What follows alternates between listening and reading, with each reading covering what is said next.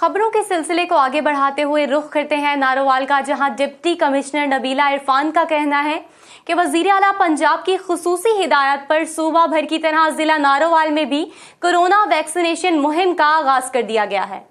ये मुहिम 25 अक्टूबर से 12 नवंबर तक जारी रहेगी।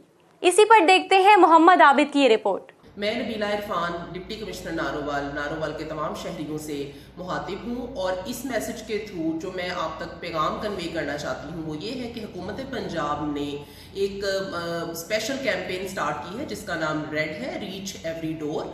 और इस कैंपेन के अंडर हम 25 अक्टूबर से लेकर 12 नवंबर तक 12 साल से ज़ायद उम्र के तमाम बच्चों को, बड़ों को कोविड वैक्सीनेशन घर घर जाकर करेंगे। लिहाजा मेरी नारोवाल के रहने वाले तमाम शहरियों से ये गुजारिश है कि हेल्थ की टीमों के साथ भरपूर तावन करें ताकि हमारे बच्चे नॉर्मल लाइफ की तरफ वापस आ सकें और स्कूलों में जा सकें और एजुकेशन को सही तरीके से हासिल कर सकें और एक अच्छी खुशहाल सेहतमंद ज़िंदगी गुजार सकें। आप सबका बहुत शुक्रिया।